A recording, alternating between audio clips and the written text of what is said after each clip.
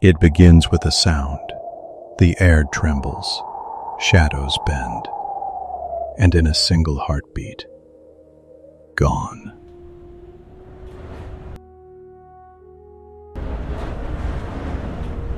Graves break open. Mortality gives way to immortality. The Lord descends to meet his people in the air. This is the rapture.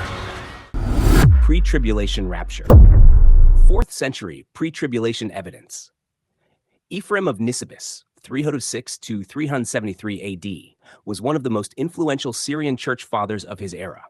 His writings were widely received and used in early Byzantine Christianity. A sermon attributed to Ephraem, often titled On the Last Times, the Antichrist, and the End of the World, describes the gathering of the saints first, a 3.5-year Great Tribulation under the Antichrist, the second coming of Christ in judgment. The sermon famously states, open quote, "All the saints and elect of God are gathered together before the tribulation, and are taken to the Lord lest they see the confusion that overwhelms the world." Close quote. This text is preserved in 4 surviving Latin manuscripts, Parisinus, Augiensis, Barberini, and St. Gallen. Some scholars date the surviving form to the 6th century and consider it derived from Ephraem, but the theology clearly predates the 19th century. Additionally, in the Book of the Cave of Treasures, c. 370 AD, Ephraem taught that Daniel's 69th week concluded with Christ's rejection and crucifixion, a framework consistent with later dispensational distinctions regarding the 70th week. Conclusion. This demonstrates that a pre-tribulational gathering view existed long before 1820, long before John Nelson Darby, and long before the MacDonald Vision. The pre-tribulation rapture was not invented in the modern era, but has roots in early Christianity. Clear summary of the position. This is the pre-tribulation position. The day of Christ is not necessarily distinct from the day of the Lord, nor from the day of the Lamb's wrath. In Revelation, the day of Christ is often associated with the rapture, though not in every context. The day of the Lamb's wrath explicitly refers to Jesus executing judgment, Revelation 6:16-17. The Father's authority in judgment is clarified in John 5:30. Christ executes judgment in submission to the Father's will. There is a known textual variant in 2 Thessalonians 2:2 between the day of the Lord and the day of Christ. The passage in context does not refer to the rapture, but to Daniel's 70th week and the Lamb's wrath in Revelation 6. Number 2, Thessalonians 2:6-7. The restrainer. The restrainer is identified as God actively restraining evil until the proper time. Paul states that the mystery of lawlessness is already at work, meaning the restrainer is already present in the 1st century. The restrainer must be powerful enough to restrain evil across 2,000 years of church history. Only God fits this role, omniscient, omnipotent, and omnipresent. Grammatically, the restrainer is referred to both in neuter and masculine forms in Greek. This dual reference is consistent with a personal yet transcendent divine identity. Number 2, Thessalonians 2:3, departure, apostasia. The Greek word apostasia, G646, can mean departure, not exclusively falling away.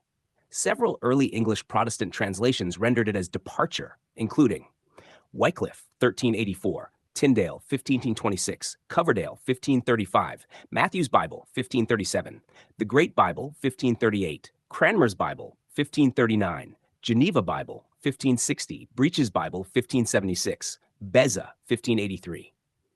Scholars supporting the departure interpretation include E. Schuyler English, Thomas Ice, Kenneth Woost, Gordon Lewis, Stanley Ellison, Tim LaHaye, Andy Woods, Jonathan Brentner, H. Wayne House, John F. Walvoord. Walvoord documents this argument extensively in The Rapture Question, Zondervan 1979, Chapter 20.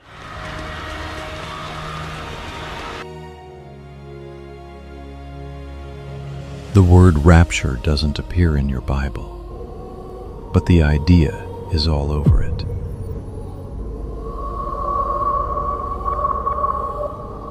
It comes from the Greek word harpazo, meaning to snatch away or to seize. Paul tells us, we will all be changed in a flash, in the twinkling of an eye. It's the great reversal of Eden's curse, the end of death's dominion. Here's where the conversation gets contentious. Faithful, Bible-loving Christians disagree about when this unfolds. Is it pre-tribulation, a rescue before judgment? Post-tribulation, one climactic return. Bible-loving Christians disagree on timing, but here's what we can agree on. Prophecy was never meant to fuel arrogance or anxiety. It was meant to inspire awe in us of Jesus. The rapture, however you interpret the timing, is a love story. He is coming back for his bride. Paul didn't end with charts or timelines. He ended with comfort. Therefore, encourage one another with these words. The truth is this: God keeps his promises. The same Jesus who ascended in the clouds will descend in glory. Heaven won't remain distant.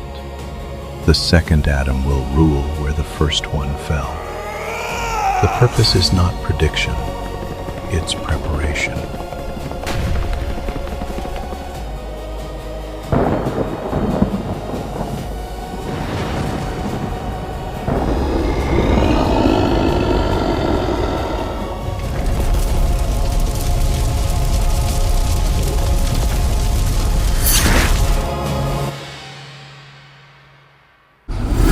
Pre-Tribulation Rapture.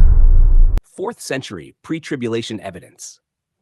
Ephraem of Nisibis, 306 to 373 AD, was one of the most influential Syrian Church Fathers of his era. His writings were widely received and used in early Byzantine Christianity. A sermon attributed to Ephraem, often titled On the Last Times, the Antichrist, and the End of the World, describes the gathering of the saints first, a 3.5-year Great Tribulation under the Antichrist, the second coming of Christ in judgment. The sermon famously states, open quote, all the saints and elect of God are gathered together before the tribulation and are taken to the Lord lest they see the confusion that overwhelms the world.